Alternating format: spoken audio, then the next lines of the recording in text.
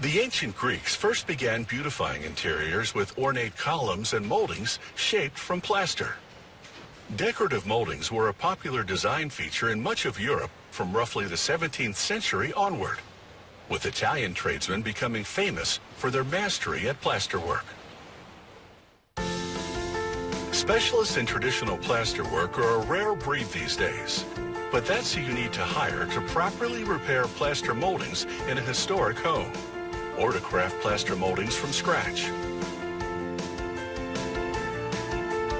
To repair this damaged ceiling medallion, the plasterman first saws and chisels off the problem portion, clearing a flat work surface. Then he drives in screws part way to anchor the new portion of molding. The heavier the plaster molding, the more screws you need to hold the load. Another plasterman, meanwhile, prepares the plaster. The first ingredient is lime compound, a simple mixture of lime, also known as calcium hydroxide, and water. He forms a well with his scraper.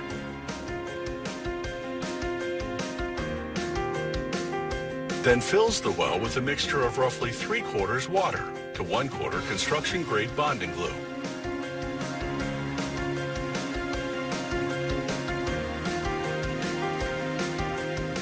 He adds just the right amount of plaster of Paris, which is powdered gypsum, the same stuff they use to make casts for broken bones.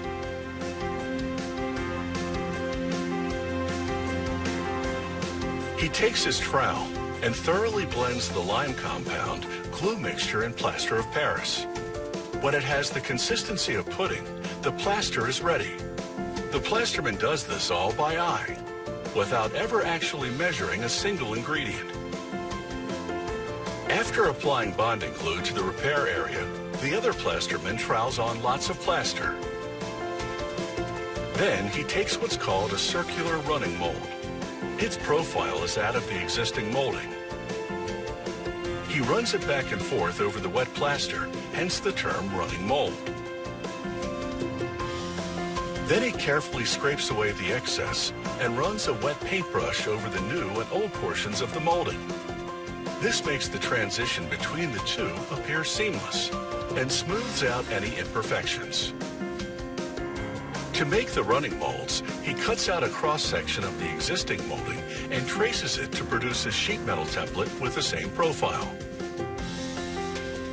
Then, with that, he cuts the shape in wood, producing what they call a stock. After sanding the stock smooth, he screws on the metal template. The wood backing prevents the metal from bending as he runs it over thick plaster. He screws more wood to the stock to form a handle. To make crown moldings, the plasterman mounts a track to guide his running mold. He checks for anchor screws obstructing the path. If he finds any, he drives them a bit further into the ceiling.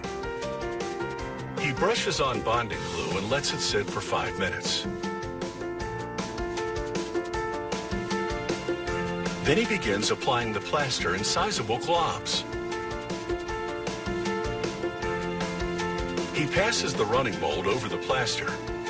He repeats several times with additional plaster, waiting 20 minutes or so between coats to let the plaster harden just enough to hold the shape.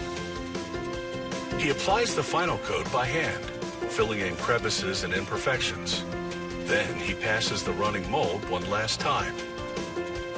The wet plaster molding takes anywhere from 48 to 72 hours to dry, depending on its size and on the humidity in the room. Only when the molding is completely dry can the plasterman begin the next step, crafting the corner pieces called miters. Starting with larger knives and scrapers, he uses the edge of the adjacent moldings as a guide, adding some plaster, sculpting it, then removing the excess. He keeps repeating these steps until each side of the miter matches the molding it joins perfectly.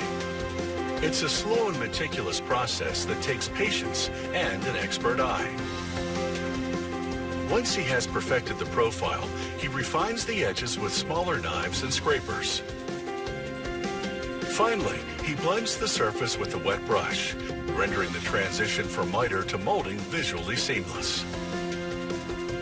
brand new, yet distinctively old world.